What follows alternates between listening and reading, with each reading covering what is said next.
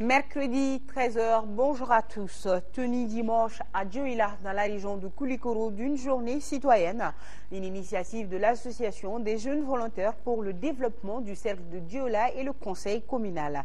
La journée a été marquée par une conférence débat sur le thème « Rôle et importance du patriotisme dans le développement d'une nation ». Seydou Traoré, compte rendu. Consciente de la situation difficile que le pays vit avec le problème du Nord, la jeunesse de Kaladougou, à travers cette journée citoyenne, a voulu réitérer sa disponibilité pour tout acte patriotique allant dans le sens du développement. La première activité de cette journée organisée par l'Association des jeunes volontaires pour le développement du cercle de Dioula, en collaboration avec la Jeune Chambre internationale de Dioula et le Conseil communal des jeunes, a été le reboisement dans l'enceinte de l'école publique du quartier Soukroa-Ouest.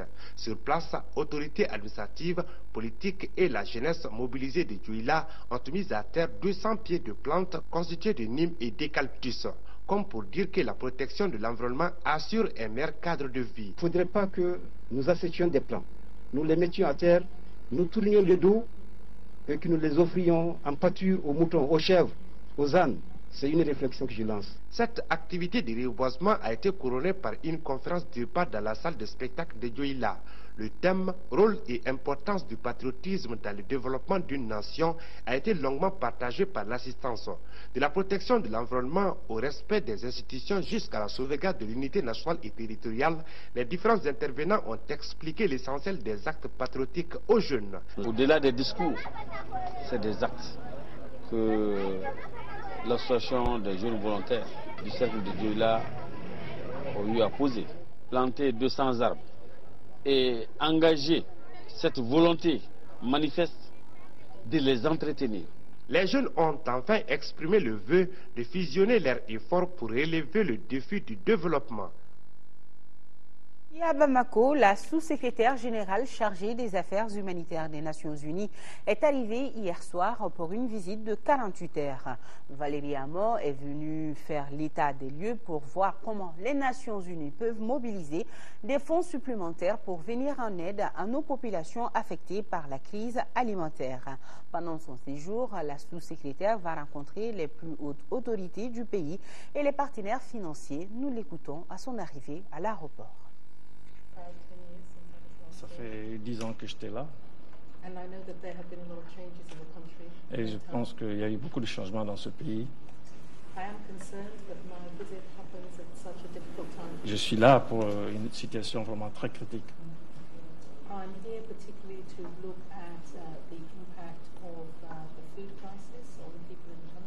Je suis là pour vraiment évaluer la crise alimentaire de la population malienne.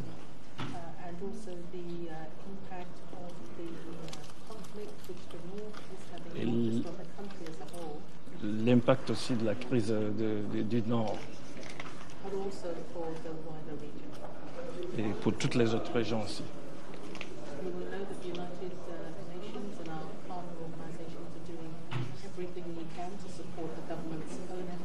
Et les Nations Unies feront de leur mieux pour pouvoir vraiment soutenir le pays dans cette situation du Sud.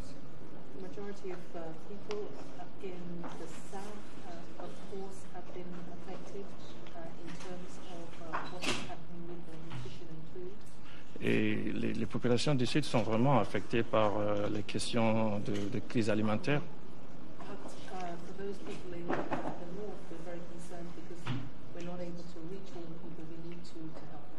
Et nous allons faire en sorte que pour pouvoir vraiment avoir accès à ces populations vulnérables du Nord.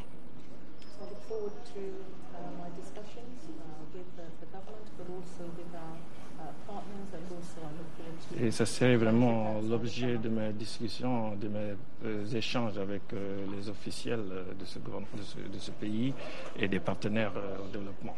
L'objectif, c'est de pouvoir vraiment connaître le niveau de la crise au Mali ici.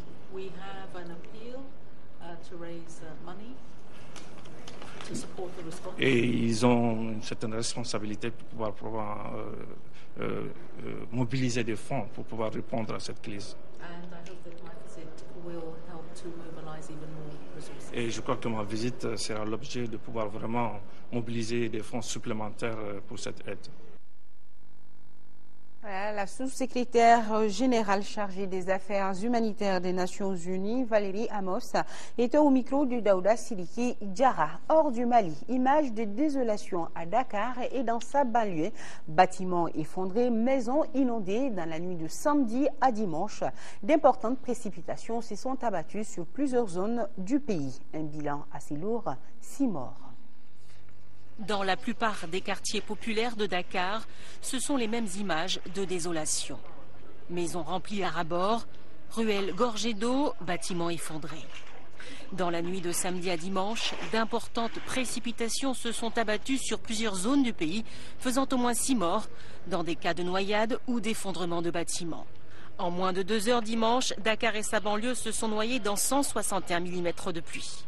La situation est difficile, nous n'arrivons même plus à dormir tellement on passe tout notre temps à évacuer les eaux. Toutes les chambres de la maison sont inondées. Comble du malheur, les canaux d'évacuation sont pour la plupart bouchés. Résultat, les eaux de pluie ne circulent plus normalement. À un moment donné, il y a eu des voies d'évacuation d'eau qui existaient, qui ont été réservées, mais malheureusement, une urbanisation anormale, une urbanisation mal contrôlée a conduit à boucher ces conduites. À Dakar et dans la ville sainte de Touba, le gouvernement a activé le plan Orsec pour venir en aide aux sinistrés. Selon l'agence de météo du Sénégal, les précipitations se poursuivront jusqu'à la mi-septembre. Une toute nouvelle école parrainée par Nelson Mandela pour les enfants de Kounou en Afrique du Sud. Ce projet tient à cœur à Madiba à double titre. D'abord, pour lui, l'éducation est la clé du savoir et par ailleurs, c'est à Kounou que Mandela a passé son enfance. Les enfants du village de Kounou vont bientôt avoir une toute nouvelle école. Une école parrainée par le plus admiré des Sud-Africains, Nelson Mandela. Le héros de la lutte contre l'apartheid est un enfant du pays. Il a passé son enfance ici. Rénover l'école est un projet qui lui tient à cœur.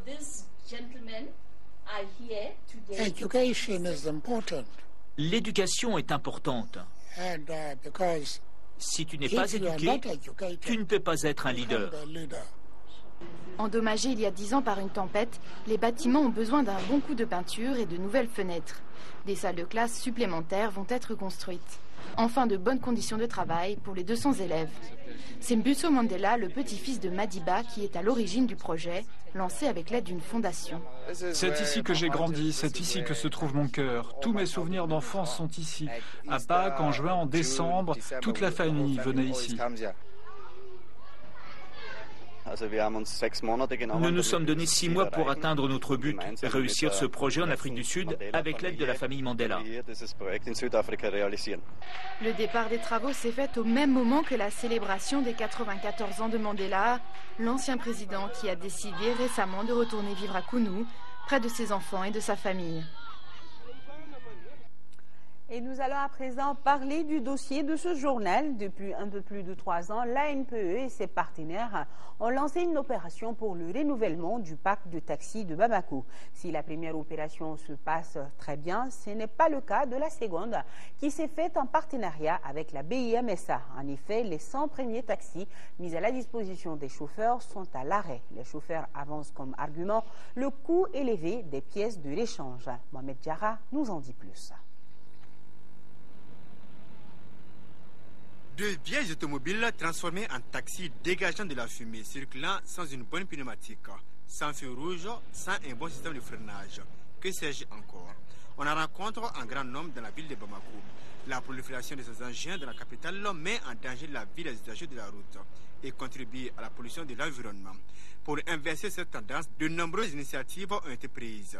C'est ainsi que l'Agence nationale pour l'emploi ANPE a lancé en 2009 l'opération de renouvellement du parc taxi auto. Ça permet de lutter contre le chômage, mais aussi ça permet d'améliorer même l'environnement. Parce que les nouveaux véhicules polluent moins que les anciens. Et aujourd'hui, ça donne une nouvelle image aussi à la capitale. Les usagers qui viennent vont essayer d'emprunter ces nouveaux taxis. Et aujourd'hui, il y a pas mal de parents d'élèves aussi qui ont des contrats avec ces taximans pour assurer le transport des enfants du domicile à l'école. Cette opération a bénéficié de l'appui de la BRS. Banque régionale de solidarité. Et la coopérative des chauffeurs de taxi ne pouvait qu'adhérer à cette belle initiative. C'est ainsi que la BRS a investi plus de 4 milliards de francs CFA pour la réussite de l'opération. La BRS a mis à disposition de la NPE 426 taxis qui ont été répartis entre des chauffeurs choisis avec l'implication de la coopérative des chauffeurs de taxi. De 2009 à ce jour, et Dieu merci, pour la BRS, le cas BRS, c'est un exemple à poursuivre. Nous avons été approchés par l'ANPE qui également avait dans ses projets le souci de donner de l'emploi à des jeunes diplômés, à des chômeurs, à des compressés. Et donc ensemble nous nous sommes alliés afin de lancer un projet qui allait servir aussi bien à l'emploi qu'à la sécurité. Tout un espoir pour les premiers bénéficiaires.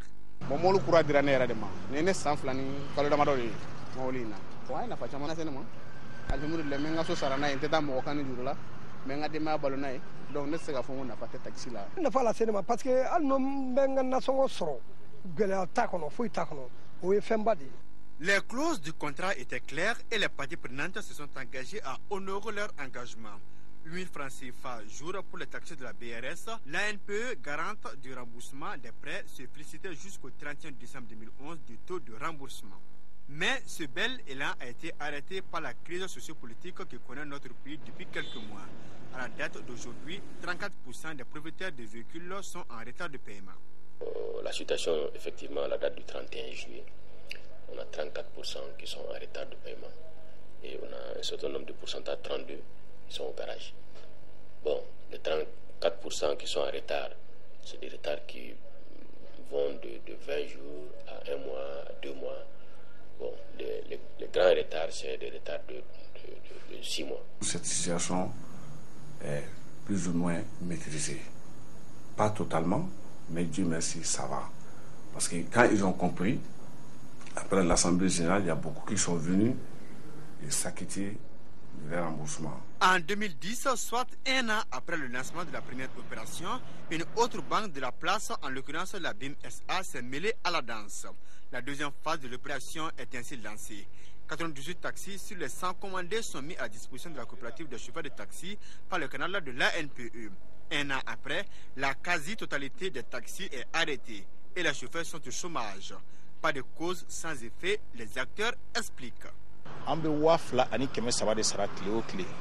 BIM taxi là, Fiati, marque Fiati. Du côté de la BIM, j'avoue, quand on démarrait l'opération avec la BIM, le concessionnaire principal c'était Price Auto qui devait assurer le service après-vente des véhicules. Mais malheureusement, je crois que c'est de ce côté qu'il y a eu défaillance. C'est un concessionnaire qui a eu un financement pour s'acquérir des véhicules taxis, qui a démarché la banque lui a donné une ligne de crédit pour payer ses véhicules. Donc, nous n'avons pas été associés au départ. Par défaut d'entretien, ces véhicules-là ont commencé à s'étouffer à partir du 7e mois. Il n'y avait plus de pièces de rechange disponibles, il n'y avait pas de garage équipé. Mieux encore, il n'y a pas de mécaniciens qualifiés parce que les véhicules, on sentait que ça n'allait pas au niveau des moteurs. Il fut un moment, nous avons pris l'initiative de les réparer. Donc il fallait quand même que nous ayons l'accord des gestionnaires des taxis. Mais malheureusement, cela ne s'est pas passé. Nous avons pris des techniciens et des ouvriers qualifiés. Nous avons approché la BIM SA pour en savoir davantage.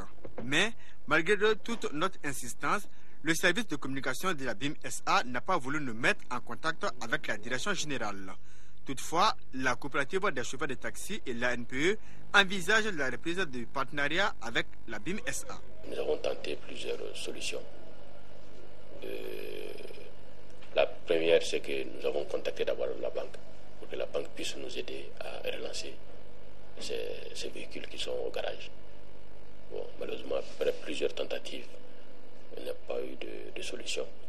Et nous avons été obligés, l'ANPE et la coopérative, de mettre la main à la poche pour essayer de remettre quelques véhicules dans la circulation. Aujourd'hui, l'ANPE seule a investi presque 50 millions et la coopérative 30 millions. Aujourd'hui, quel que soit le problème, tous les acteurs sont conscients du bien fondé de cette opération. Ces gens-là, ils sont tous des pères de famille. Donc ce taxi-là nourrit pratiquement les 50% de la population malienne, et peut même dire l'Afrique. Le monsieur qui roule, le bénéficiaire, il y a quelqu'un qu'on appelle l'Américain qui roule, qui a sa famille, lui aussi peut donner à son ami, ainsi de suite. Donc ce taxi nourrit beaucoup de personnes. Quand c'est immobilisé, la coopérative ne gagne pas. Nous aussi, on ne gagne rien.